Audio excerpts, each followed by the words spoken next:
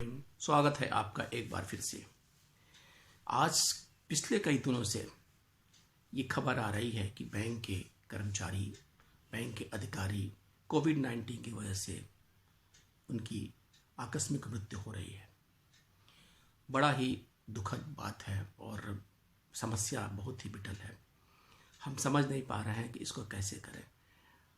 हम कभी कभी सोचते हैं तो मुझे ये लगता है कि आखिर में हमारे बैंकों का हमारा मालिक कौन है? Who is regulating us? अगर नियम कानून से देखें तो central government, reserve bank of India, इन दोनों का परिपत्र हमारे पास आता है और हम ये गवर्न करते हैं। यानी कि डुअल रेगुलेशन कहने का, अगर स्टैच्यूटरी माने banking regulation act, RBI act, nationalisation act, सारे एक्ट के तहत हम सेंट्रल गवर्नमेंट अथवा रिजर्व बैंक से गवर्न होते हैं और इनके ऑडिट्स ये हमारे ऑडिट करते रहते हैं।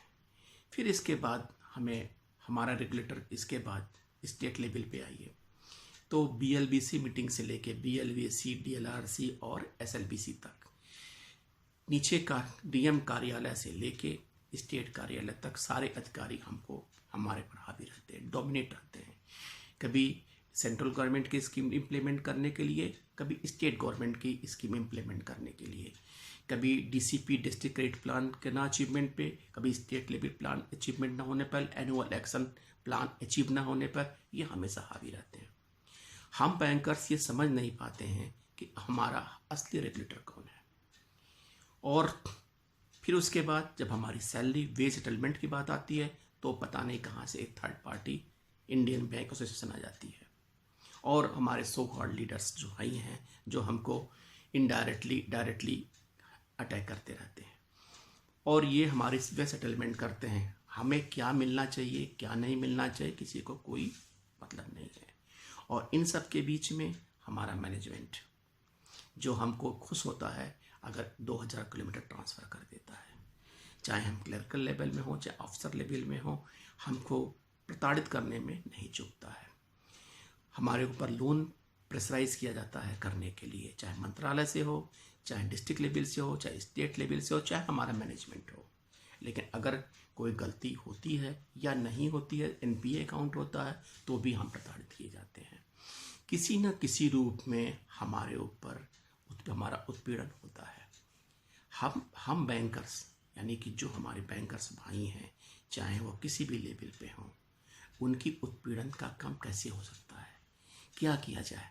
ना हमें मैनेजमेंट छोड़ता है, ना हमें स्टेट गवर्नमेंट छोड़ती है, ना हमें आईबा छोड़ती है और ना हमें सेंट्रल गवर्नमेंट छोड़ती है। हम रिलीफ कहाँ से पाएँ?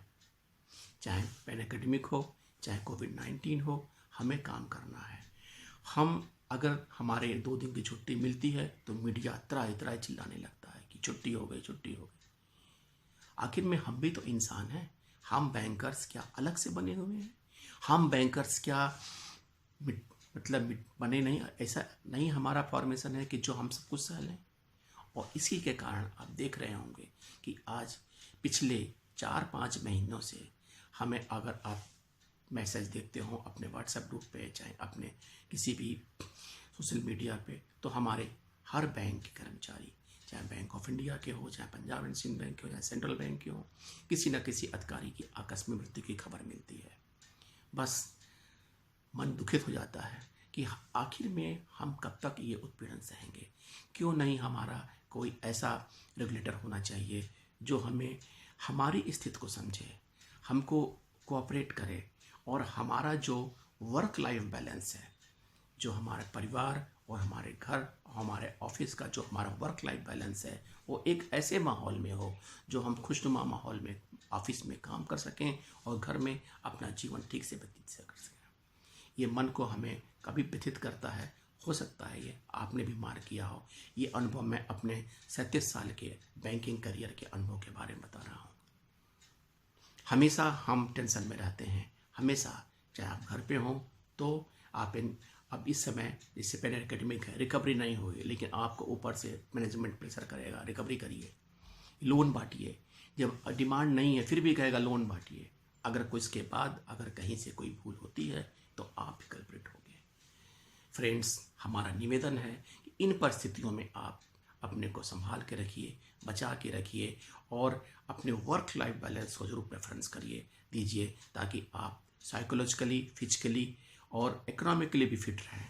ताकि अगर आप फिट रहेंगे तो आपका परिवार फिट रहेगा, आपका परिवार फिट रहेगा तो नेशन फिट रहेगा। हमारी इतनी ही आपसे रिक्वेस्ट है कि आप अपने संतुष्टि से काम करिए, परेशान ना होइए, don't depress, don't tension. Thank you friends. अगले वीडियो तक के लिए आपसे फिर मिलेंगे।